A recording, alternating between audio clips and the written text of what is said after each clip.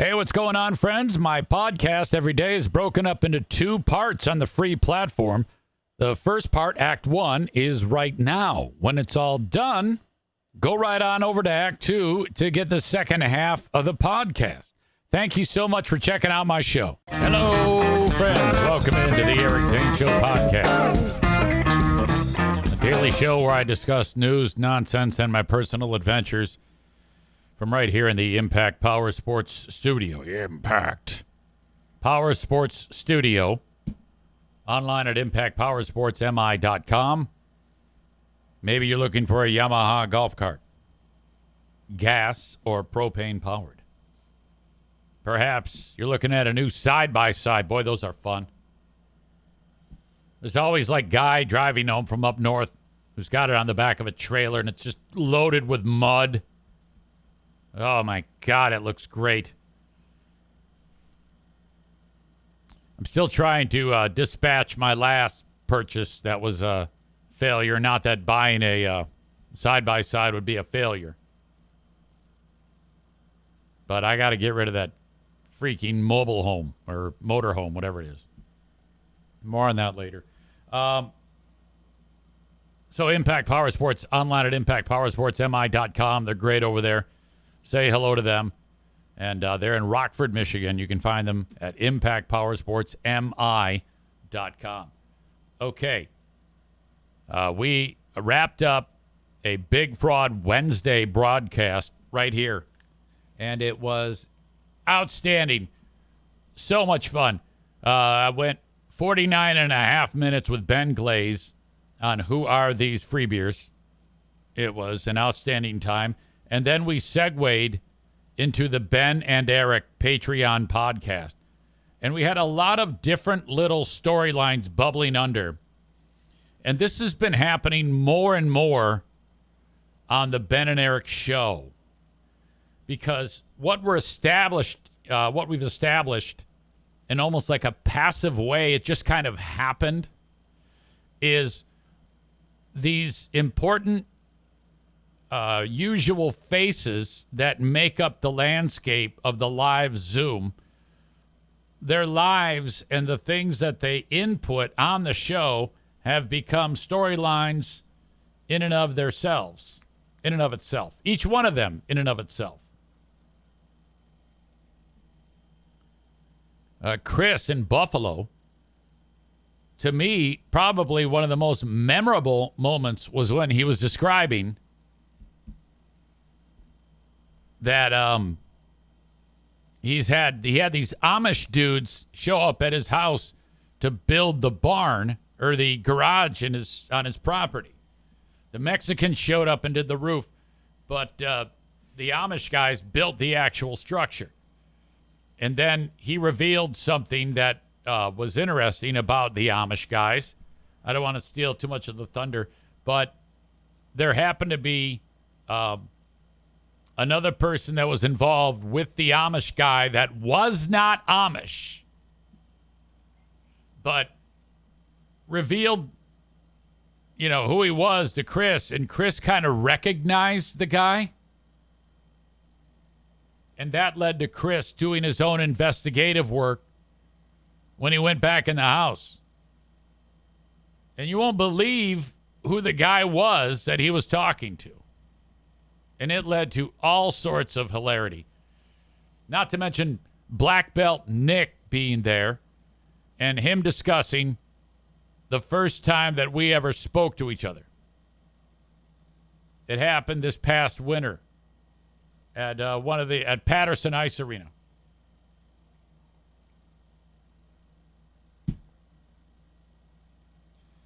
Jeremy says, let's just say that the guy that I was just talking about, he and Mr. Pop Pop would have been really good friends. Maureen says, missing a few of the regulars last night. Murder Lover Linda, Cutie Patootie, Nick from the arena. Yeah, but it was great. And not to be outdone, but I am loving that Stevie's husband, Rob, is getting involved in this. Rob, the Pop-Tart maker, Rob works for Kellogg's, and he's the guy making the Pop-Tarts. And Rob, you just gotta, okay. He's the type of guy who, when there's any intake of cannabis products, he develops this like perma stoner face. And you take one look at him and you know he's out of his mind. Stevie says Rob has no idea how funny he is. Oh my God. He is outrageous. I love that guy. And we picked it up where with Stevie turned the fucking phone on him, and he's taking a rip off of a pipe or a bong or whatever the fuck it was. And it was just too much. The guy, he doesn't have to say much, and it's just outrageous. Stevie was really revealing. In fact, I covered this in the show notes of the Patreon. Like today during the radio show, I posted the audio of these shows so that you all could enjoy them. And on the show notes for the Ben and Eric Patreon podcast, Stevie's hubby Robbie joins us again as he rips a bong. Stevie's hubby Rob is a Pop-Tart maker. That leads to some speculation about efforts in the workplace. And then Stevie is getting an EV. Easy tricks Stevie into admitting she doesn't care about the environment and other horrible things.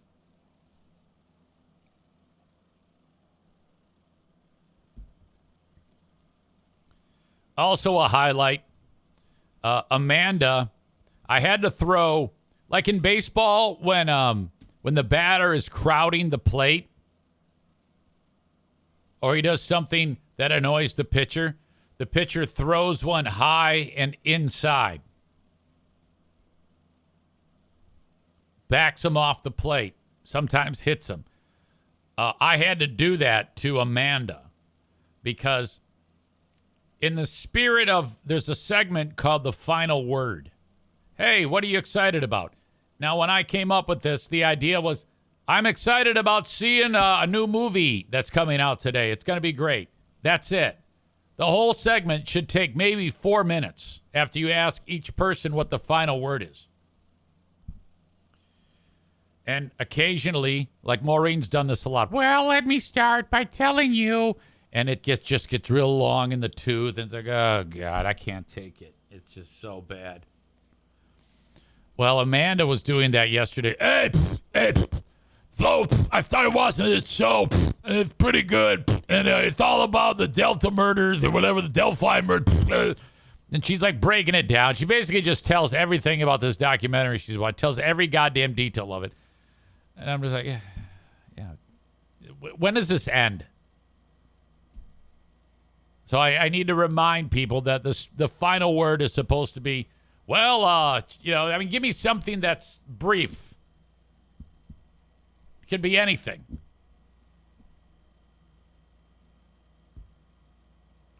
Maureen says I was pretty concise with my final word. I didn't say much all show. Yeah, and it was great. Less is more. Amanda takes this huge swath of time. It took her 15 minutes minimum to explain that.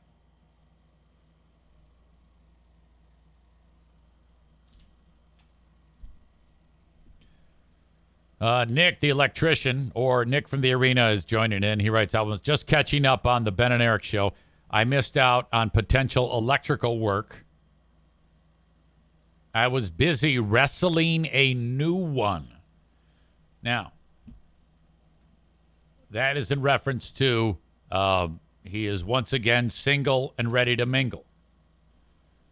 So he is, this man spits so much game. It's unbelievable.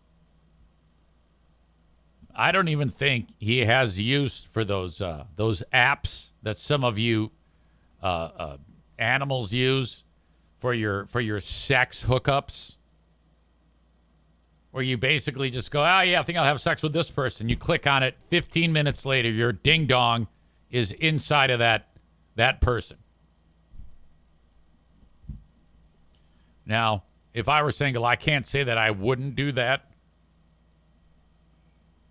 I don't know. I can't even relate. I've been with Pooh Bear since I was 18. So I that's something I can't really think about. So I don't know how Nick was able to wrangle this one. Was it through one of his sex apps like magalove.com or fuckbiden.com with sex? Whatever the hell.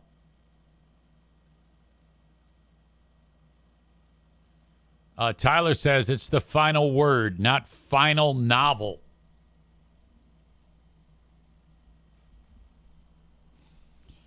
Molly says, wait, not to derail the convo, but holy, since 18? Yeah.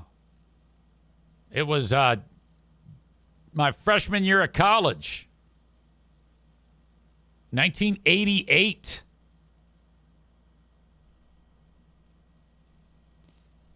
It's a long time.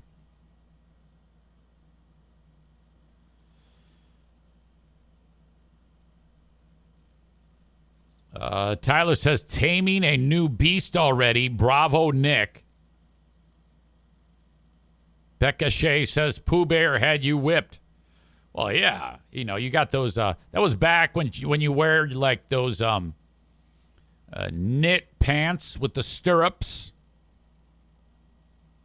with a gigantic a sweater over a turtleneck. Now that's attractive.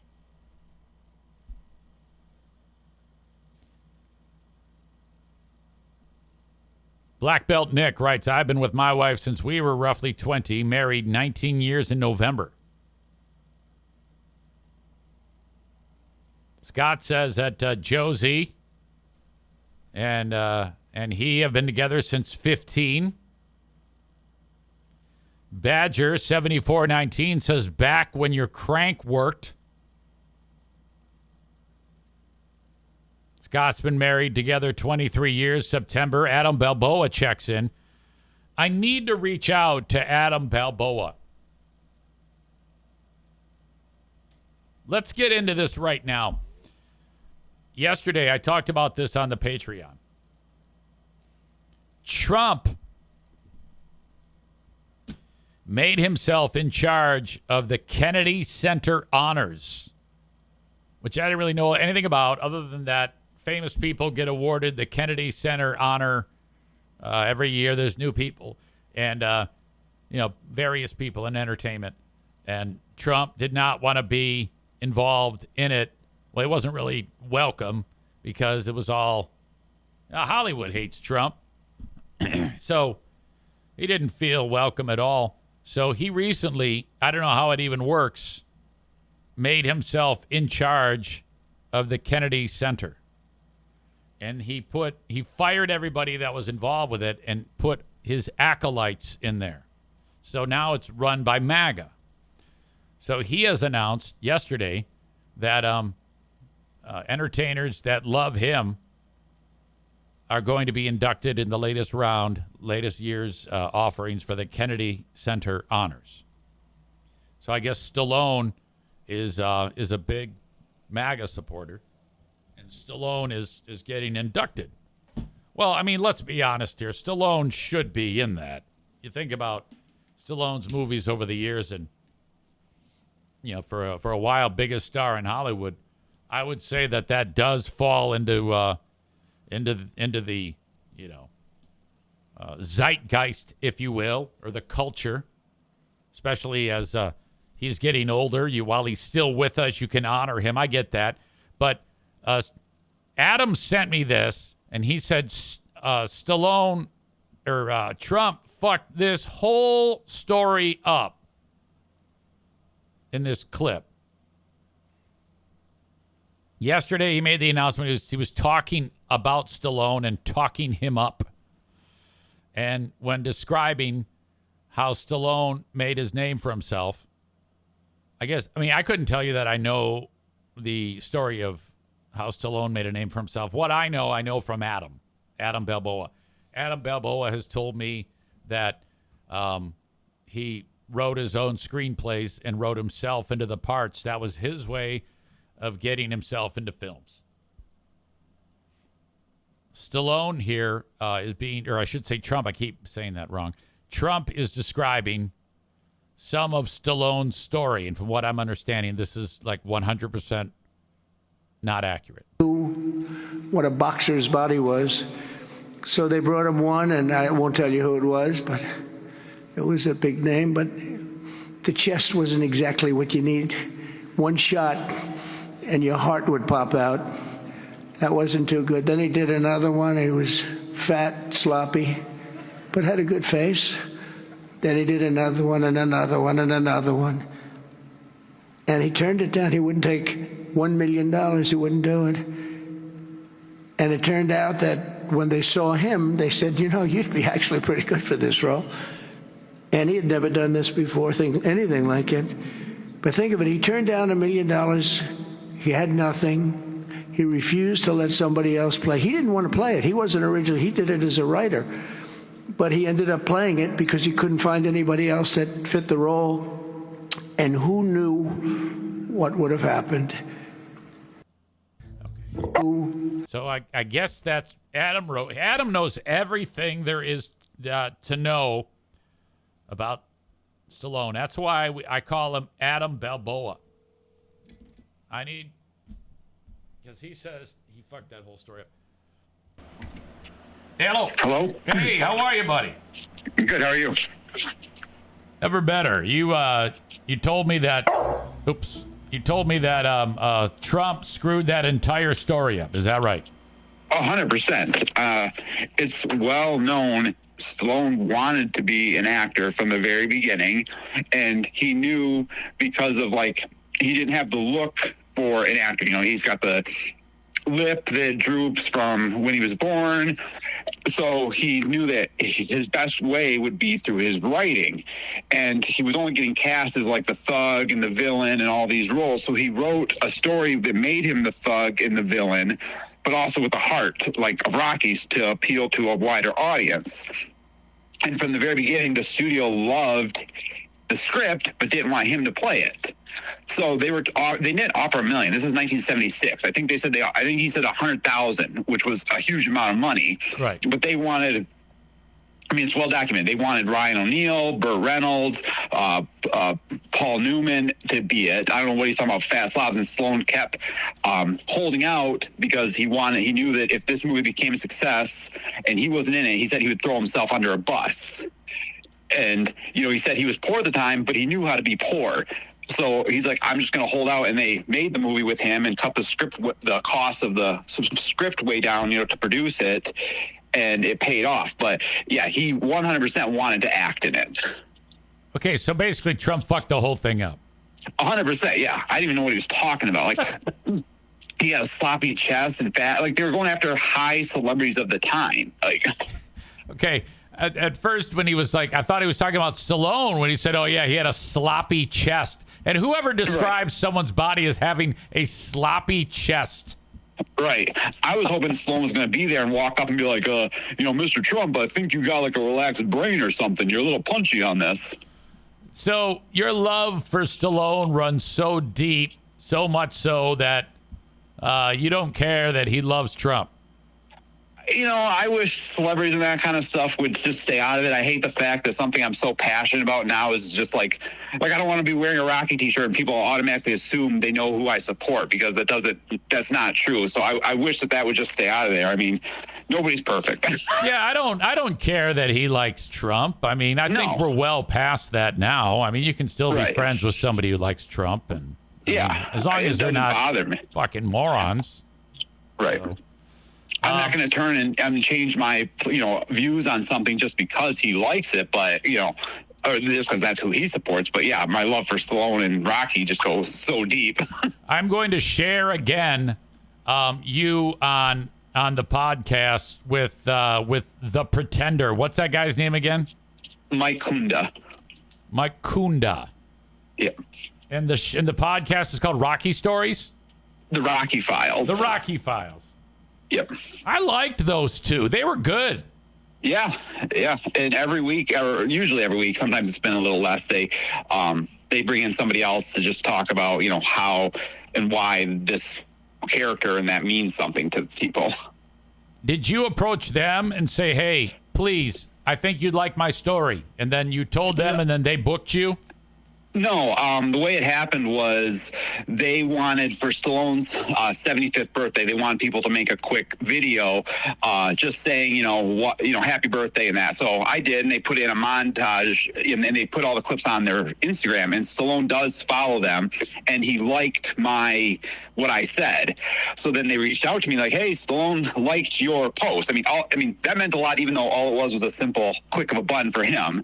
So then they asked me, what does Stallone mean? I told them a little bit of my story. They said, would you be willing to be on it? And I'm like, yeah, absolutely. Right. Outstanding. Well, I'm going to, again, link that up. I'm also going to link up the film, the documentary, The Pretender. Oh, cool. Thank you. Which is about this guy. I'm sorry, say his name one more time. Mike Kunda. Mike Kunda. Because as I indicated yesterday, you and he have the same amount of brain damage. Oh, yeah. I mean, in high school, I'm carrying around a black handball in my pocket. No one knows why. Now, how did Kunda become so into Rocky? I know how and why you got into Rocky, but how did he do it? He said he saw it on TV when it came out, after the theatrical running, it just spoke to him. And he said, he just that's what he never could find. He always had insecurities, and that's where he would go to find, confidence. And, he never really knew what he wanted to do. He tried different jobs, and he said the only thing he wanted to be was Rocky. Yeah. And then he won a contest when Rocky 6 came out and met Stallone. And Stallone actually said to him, you do kind of look like me. You should do a tour. And that was the spark of the idea. Okay. But he dresses like him. He talks. Right. He does all that shit. Yeah, I wonder where the line is between him and Rocky. Where does he begin and Rocky start? And all. It's completely a sickness, is what it is. Right. Yeah, but it's a good sickness. All right. Thank you for your time. Am I going to see you at the pinball orgy? I'd like to. I'm going to try to. I got a school trip with my kid. We're going rafting. So if we get back in time, I'm going to come. I'm going to read you some of these comments. Okay. Jeremy writes, and they say autism didn't exist in the 1980s. It just wasn't diagnosed. Cole writes, who gives a fuck? And then says, asshole of the day, Adam. I don't agree with any of those horrible comments. These are assholes, horrible individuals. Right. Watch. Now they're going to go back and watch. If they actually watch my interview, then they're going to be like, oh, I'm sorry. Yeah, exactly. They'll feel bad, those fuckers. You're making fun of a cancer kid. Yes. Because I don't know if you know this, but Adam doesn't have any arms or legs. He had cancer of the arms and legs, and they were hacked off at a young age. He's just a stump. Yep. They nicknamed me Bob. All right. You're a good man. Thank you. Yep. Bye. More horrible comments. Matt writes, Free Bear and Hot Wings wouldn't even talk about this garbage. Tofus says, they think beating the mental illness out of you is much more effective because boomers don't think autism is real. Well, I haven't heard that one. I remember when I first heard of autism. I've talked about this before. It was in that movie Rain Man with Tom Cruise and Dustin Hoffman. It's the one where he counts the toothpicks on the ground. I was like, what the? That was the first time I ever heard of it. I don't think so much that I just don't think they had it labeled the way it is. I think it's always been there. I mean, back when we were kids, there was the level of diagnoses on mental illness was very, very broad. So instead of, like, as time has passed, they've been able to take and categorize in different ways because of things that have been learned in the medical communities and the mental health professionals. They're able to do that. But in 1977, it was just known as retarded. And once they said you are retarded, then the way they would handle that is they would take that child and put the child into, like, sit them next to me in the classroom. And then everyone in the class would bully that child and treat that child poorly. That's how it went. So we'd go play Smear the Queer and an N-word pile, and that kid was always the queer and the N-word, and we would beat the shit out of him. That's how we handled people back in the day. And then that wasn't even frowned upon. That was, like, encouraged. It was a horrible existence. It was that type of behavior that we engaged in that made us the assholes that we are today. Now, some folks really leaned into it and made sure that we didn't shed those tendencies the older we got. And that's me. I am the apex predator of this horrible behavior. It's a miracle I wasn't killed by various people in the school who were bigger, faster, stronger than me. I don't know how I survived. And I think my maturity peaked maybe just a few months after 1977.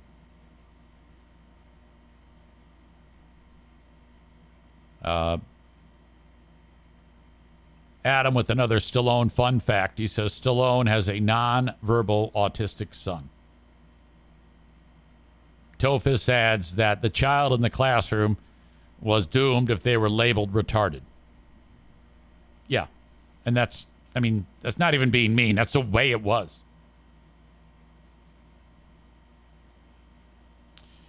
Clown of Carnage says some of our family had a hard time accepting my son's diagnosis. That's right. Nick's son has, I believe, autism. So is the suggestion that they're like, we don't believe that. That's not true. There's no way. Yeah, he's fine. One of those things. Matt writes, did anyone else see the post FBHW did last night minus EZ? I don't know what you are talking about. They have blocked me. I cannot see those. Anytime I get anything from there, it's because someone else has screenshot and sent my way. Do tell. Give us the info. We got to find out what's going on. I am interested. Either screenshot it and send it to me, or describe it. Use your words right here in the chat, Matt. That would be awesome, and then we can discuss that on this Thursday edition of the show.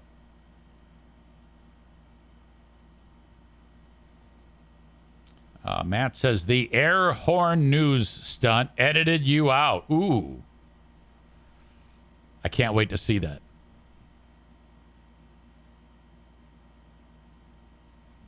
Bob says, I saw it. It's the train horn.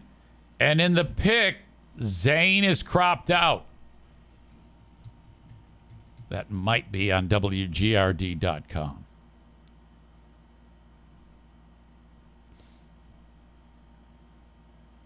Here we see the guys. Guys and gals, thank you.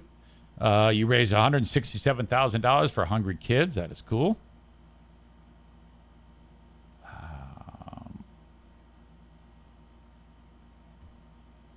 Maybe it's this Free beer and hot wings favorite show memory?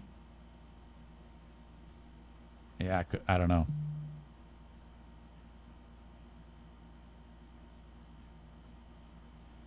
If it's on Facebook, just send me the screenshot. I don't know where it is right here. I don't want to look for it any longer. Matt says, sorry, I should have sent it last night.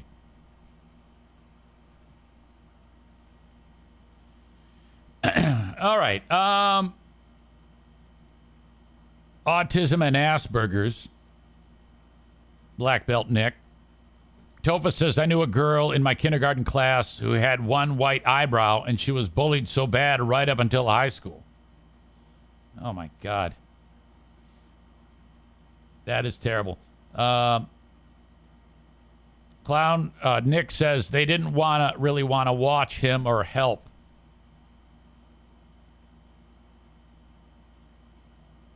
Bob says, I saw it. It's the train horn and the pic of Zane is cropped out. Tommy wrote the article.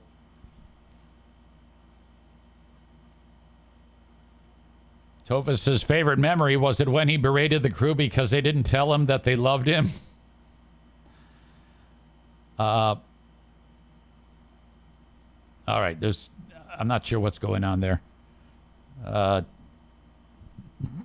Poor Nick, I think he just revealed some information that wasn't known by anyone. And I'm not sure what is going on there. I don't want to speculate. I can only gather bits and pieces, but I think there was a foot in mouth moment between Black Belt Nick and Megan. Inadvertent, of course. And I'm not entirely sure. I don't even want to speculate what's going on. She writes, 100%.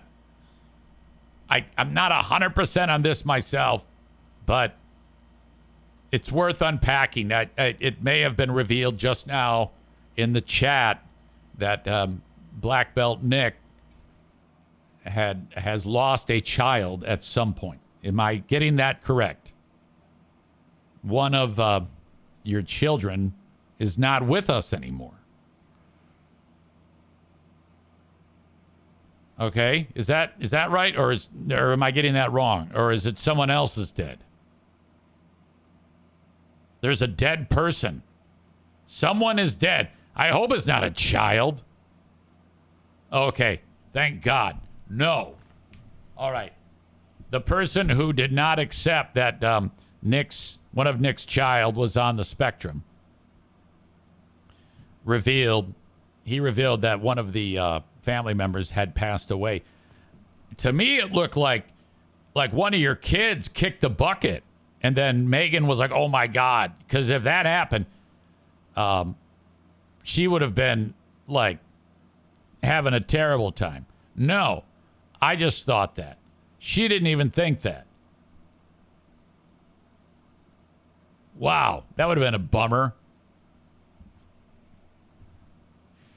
Chris says, no, one of the in-laws. I followed that. Idiots. Well, I'm sure, but I'm only half looking at it while I'm doing a show. I thought that there was like a dead kid. Thank God there's no dead kid.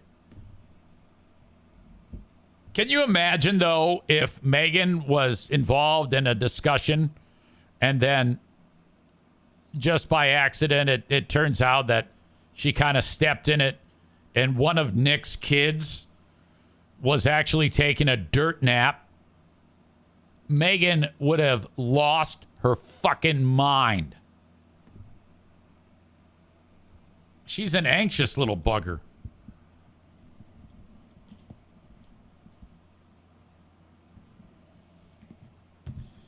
Getting numerous attacks about not being able to follow with Black Belt Nick's story thread about the deceased in-law who used to give him shit. I don't know. I mean, that's terrible that he's dead. But I mean, think about that. I'm going to challenge the physicians and the mom and dad about the health of a child. Come on, man.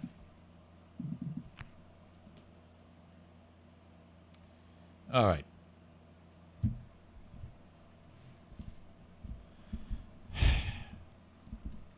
Thank you so much for being part of this show on Facebook and YouTube, but I am going to kick you out.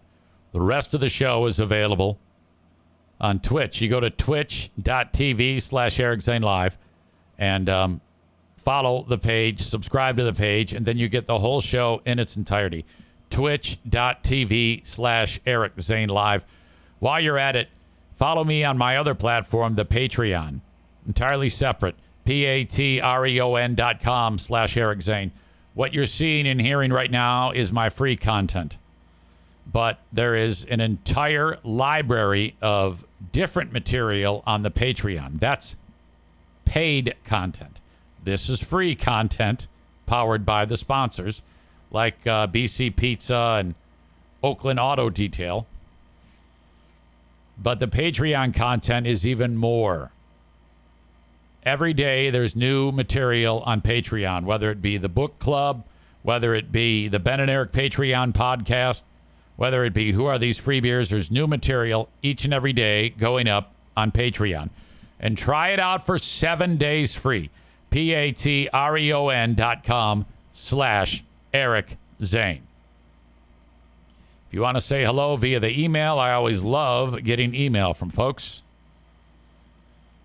Just head over to the Shoreliners Striping inbox, eric@ericzaneshow.com.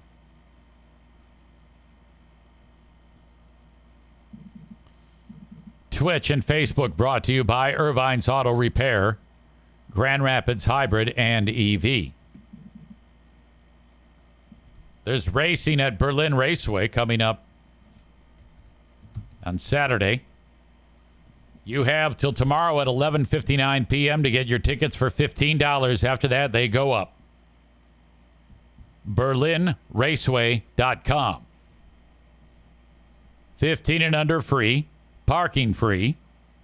You can bring in a bag or a cooler 12 by 18 or smaller with all of the snacks you want to have and all of the soft drinks. No booze, no glass, please. I will be there on Saturday, August 23rd for the first ever round of Eric Zane Uninformed Track Announcer. I will actually be race announcing one of the races on my own, adding to my stable of shit I do as a track announcer. Honestly, talk about not knowing anything.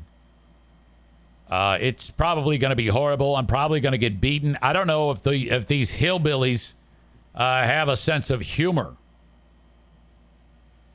So who knows where this is going to go, but I've got the full blessing of the track. BerlinRaceway.com. I once did water polo. I got commissioned to do a water polo game at the high school. And I had to have a spotter with me to tell me what was happening. And it was like a 9th grade kid.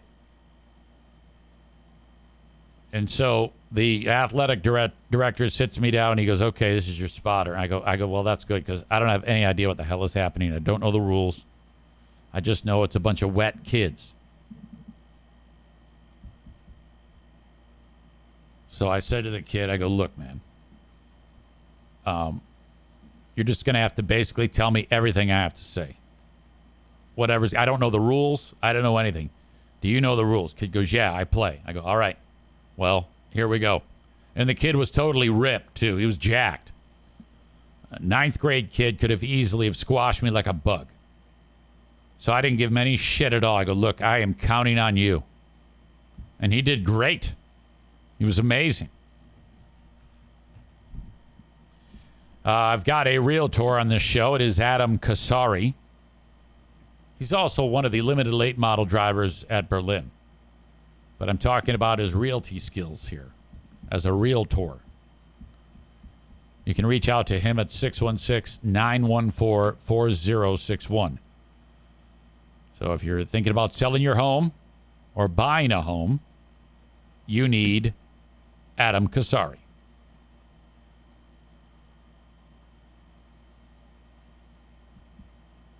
Tyler says those hillbillies, those HLLers, take racing seriously. They're going to kick your ass easy. Well, you know what I'm going to do? I'm going to tell them to shut up. If anybody yells up at me, I'm going to do just that. Shut up. Tyler also adds that Mr. Pop Pop was all in on the polo announcing at the thought of wet kids. Folks, I just got word. Some of you are fans of the band Waylon. Now, as the years went on, two members of the band, Tyler, the drummer, and Stinky Dean, the bass player, left the band. Phil Valensky and Mitch Arnold continued on. They moved to Nashville. They've been finding their way since then.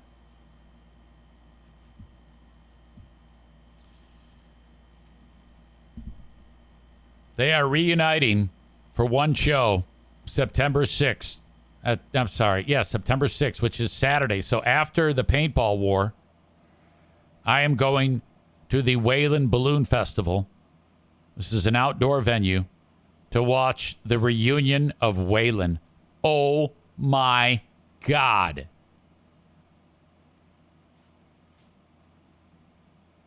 I am so stoked about this. We go way back. I've been talking to Stinky Dean for quite some time in the last few days, along with Phil from Waylon, about this. The boys are getting back together. We had so much fun together. So you can join me at that event, the Waylon Balloon Festival. Ben Glaze, you're saying Dean will be there. Yes, Dean, the bass player from Waylon. Stinky Dean. Dean Pizzazz. Dean Pizzazz. Tyler Colburn, the drummer. They're reuniting for one night in Waylon, Michigan at the Waylon Balloon Festival. That's a great scene there. It's a charity event to raise awareness and money for like mental health.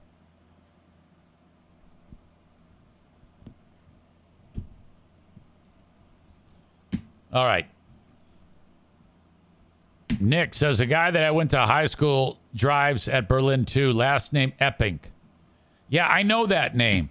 I see that name on the leaderboard all the time. Stevie says, is Stinky Dean the one that hates the ketchup seal on the plastic bottles? I'm glad you brought that up because we would put this guy through hell, Dean Pizzazz. He has a revulsion for like when you have a ketchup bottle and then where the ketchup comes out, some of the ketchup will dry on there. If he sees it, he just starts dry heaving. It's so intense. I've never seen anything like it. It's wow. I mean, he just goes, he cannot handle it. So Dean is up for anything. He is a true showman. As the years went on, we would do live shows with Waylon. Like if we traveled to some town for the radio, we would bring the band with us. And they would set up, and then we would take a commercial break on the radio, and then the band would play for like the 6-7 minutes that the commercials were playing, and then the crowd could hear them, and then we would come back from the commercial break, and their music would be our rejoin music for the network. It was really cool. Well, anyway, we were in Portland, Maine one time, and we had a luchador mask. You know, like in pro wrestling in Mexico, those guys wear those masks over their faces. We had this luchador mask, and we filled it full of ketchup on the inside of it and let it dry like for a long period of time. So it was just like the opening of a ketchup bottle. That type of like pasty, glazy type of chewy type of ketchup gum was on the... So that's exactly what he hates. And we made him put that luchador mask on his fucking face. You can just imagine. Oh, his response was so incredible. Then we traveled to Nashville, Tennessee on the day that Massive Mocha sat on Joe. And we said to Dean, hey, Massive Mocha has to sit on you too. So we made Dean get crushed by Massive Mocha. In my text conversation with him, I wrote, when we put the ketchup on the inside of the luchador mask and made you put it on your face. He says, I tell that story all the time. And I said, what about when that fat bitch sat on you in Nashville? I think she's dead now, by the way. He says, that was terrible. She smelled like goat cheese. Rotted goat cheese. He's not lying. I remember when I ran into Massive Mocha the night before in the hotel, in the lobby, because we were staying in the same hotel, and she needed to get paid. So we had to give her $500 cash. And she demanded $100 bills. So we had 5 $100 bills. And we called her. Mocha, we're down in the lobby. And she came down. She had a handler, some guy. I think it was her boyfriend.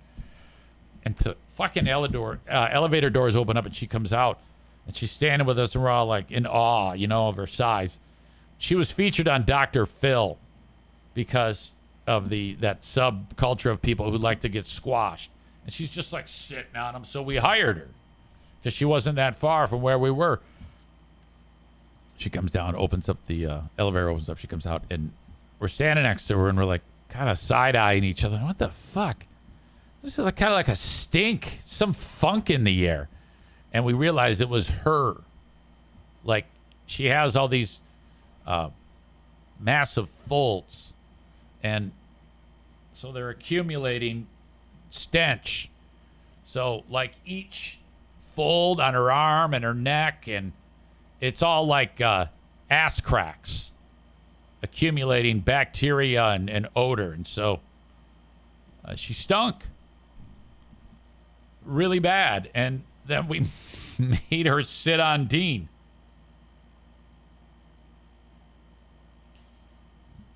And then there was a time when Waylon was playing in town here. And it was Pooh Bear, myself, and one of Pooh Bear's friends that will remain nameless. And, Dean's like 27, 28 at the time. I'm like 41. Pooh Bear's like 45. And the friend is also 45. Well, the friend hits it off with Dean. And we're backstage after the show, and I come around the corner, and Dean's making out with this mom who we brought. And I was like, oh, boy. So started to get a little hot, and it's time to leave. And the next thing I know, I'm pulling out of the venue, and it's Pooh Bear and I in the front seat, and Dean and Mom making out in the back seat. And I'm like, oh, fuck. So I'm like urging them to keep it together because I'm almost to where I'm going to drop them off, which is at her house.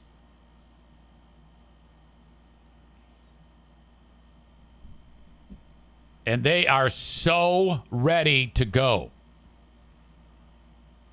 Slam the door. See you later. All right, that is Act 1 of the podcast. Act 2 is available right after this one. Go check it out. What are you doing? Don't miss a second of it. Thank you so much.